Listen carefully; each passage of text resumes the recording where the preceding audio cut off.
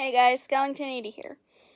Happy Halloween! We are back for day 3 of 25 Days of Monsters. Today we bring you the story of Cheops. I'm just going to assume Cheops because that sounds better. From The Mummy by Jane Webb in 1827. Category, undead. Base of operations, Egypt, then England. When 21,000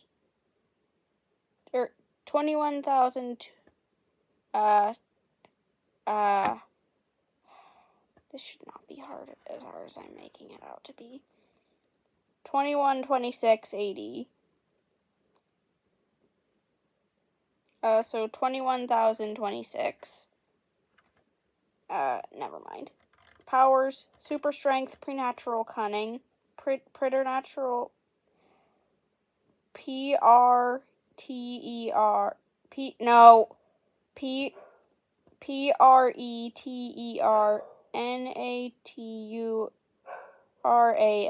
cunning. Most dastardly deed, bending everyone to his will, but also patricide. That means he killed his dad. Now you see why I put a warning in the first video that not all of these stories were kid-friendly. Now you know why. Here we're getting into this one is the first signs of anything not kid-friendly, aside from giant serpents with armies of demons and poisonous women who may or may not have inspired poison ivy. Okay, and the fear factor is 4, although that's kind of relative. Alright. Long ago in ancient Egypt, a gigantic but well-proportioned pharaoh named Cheops fell in love with his own sister and killed his own father, and generally had a guilty conscience when he died. So I guess we can add incest to most dastardly deed. Priests wrapped him up in innumerable folds of red and white linen and deposited his mummy in a secret room in the Great Pyramid of Giza. There he lay undiscovered for 4,700 years. In the year 2126 AD, his secret tomb was located and opened, and 2 British scientists traveled by airship to England with the most compendious and powerful galvanic I don't know how to pronounce it. They had a big battery.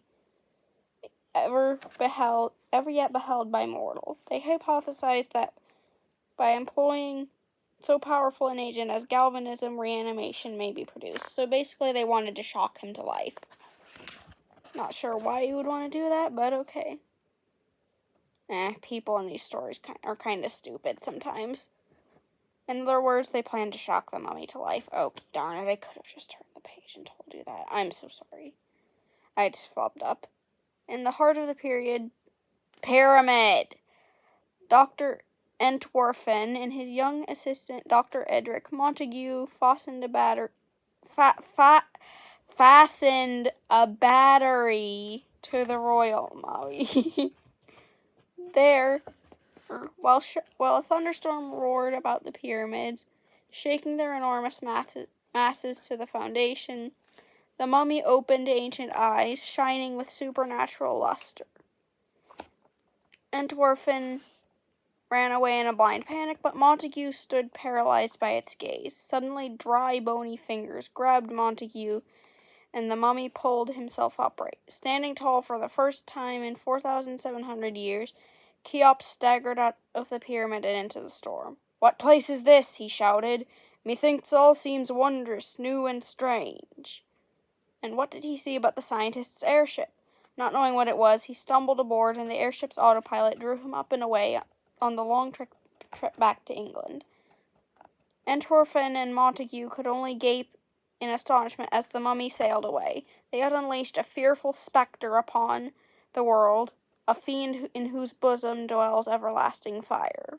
When Cheops disembarked in London, he found a futuristic wonderland. Cooks, surgeons, and prison guards were all wind-up mechanical automata.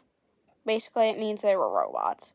Letters were sent great distances quickly by a relay system in hollowed-out cannonballs fired from great steam cannons. Fashionable women wore gossamer nets made of the spider's web and hats equipped with very pretty fountains made of glass dust that were thrown up in little jets by a small perpetual motion wheel. The sudden arrival of a being with eyes like fire created chaos in the court of the Queen of England, and an assassin took advantage of the tumult to poison the Queen. A new queen had to be chosen, and in the rush of intrigue and backstabbing, Cheops found himself in his element. For months he lurked in the shadows, muffled in a thick cloak, clambering over walls and slipping through windows to advise and manipulate the conspirators. He was a terrifying sight when he cast his cloak off, for his fearful eyes seemed to possess the fabled fascination of those of the rattlesnake, and his laugh was like the yell of a demon. As he was stronger, faster, and more cunning than a man living, the mummy had every faction in the court of England dancing to his tune, and he manipulated them into betraying each other and themselves in turn. Now, this sounds bad, but just you wait. And yet, with all his tricks and machinations, the apparently sinister mummy left the United Kingdoms of Great Britain and Ireland stable and at peace. He explained to Idric Montague that he had spent the millennia in eternal misery from the guilt over the crimes of his life. The dead father, the romanced sister, and a wild, never-dying fiend raged in his heart, burning with unquenchable fire and never-ceasing torment. To ease his guilty conscience, Cheops had sought to bring the 22nd century under a rule of just law, permitted for a time to revisit Earth. The mummy told Montague, "I have made use of the powers entrusted to me to assist the good and punish the malevolent. Under the pretense of aiding them, I gave them counsels which only plunged them deeper yet deeper into destruction, whilst the evil that my advice appeared to bring upon the good was like a passing cloud before the sun. It gave luster to the success that followed. My task is now finished." The mummy returned to the Great Pyramid, crawled into his coffin, and fell back into eternal slumber. In the 22nd century, at least, a monster can seek to save the world and not destroy it. Maybe that's what we need right now. A gigantic undead mummy to fix the world before things go to crap further. I'm just kidding. Please don't go electrocute mummies. It won't work. It'll just produce a very bad smell. I'm not sure how you would even get to do that. I'm pretty sure the pyramids are well guarded. At least I'm pretty sure they don't let anyone go inside them. If you can even go inside them. I don't know how pyramids work. Alright. The world of 2126. In the late 20th century, science fiction started depicting retro-futuristic Victorian worlds with advanced technology inspired by the 19th century. This subgenre eventually became known as steampunk. The Mummy, with its use of the steam cannon, the steam digging machine, and the steam percussion movable bridge, deserves a tip of the top hat for being steampunk avant la lettre. I don't know if I pronounced that right. Before the word existed. Beyond the book, other literary mummies.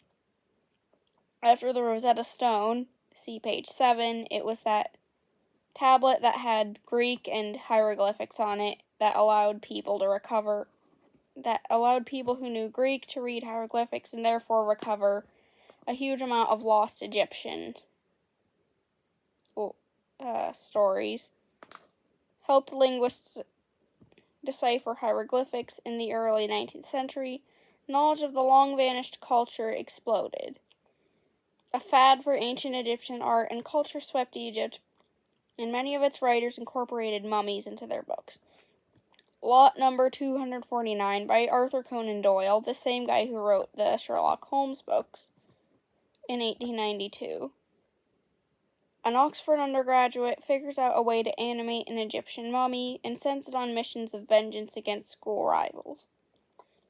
Among the strangest things about lot number 249 is the revelation that in the late 19th century, Oxford students were allowed to keep mummies in their dorm rooms, provided they were for educational purposes. The Mummy's Foot by Théophile Gautier, I don't know if I pronounced that right, in 1840. One day a man purchases a mummy's foot to use as a paperweight, but when he takes it home, it begins to hop around as though it had suddenly been brought into contact with a galvanic battery. The foot leaps back to the mummy where it came from, which has limped into the room. You'll notice that a galvanic battery is, in fact, exactly what was brought into contact with Cheops in The Mummy. Some Words with a Mummy by Edgar Allan Poe in 1845. This satire features a whiny, unimpressed mummy who is revived with a battery. The application of a battery to a mummy, or of electricity to a mummy, 3,000 or 4,000 years old at the least, was an idea, if not very sage, still sufficiently original, explains the narrator, which is dead wrong. Jane Webb thought of shocking a mummy to life in 1827, so original is one thing, this idea is not. Alright, and that brings an end to today's video. Have a happy Halloween, everyone. Stay safe, and share your favorite scary movie in the comments below. Mine is personally, I like a lot of Tim Burton stuff, like Nightmare Before Christmas, Frankenweenie, and yeah, basically stuff like that. I want to get into, like, real horror movies, but, I'm gonna have to wait till I'm older and have my own house to do that, because I'm fairly certain my mom would not appreciate spending an evening watching those. So, yeah. So anyways, please like, comment, subscribe, and all that jazz, and I will see you in the next video. Bye!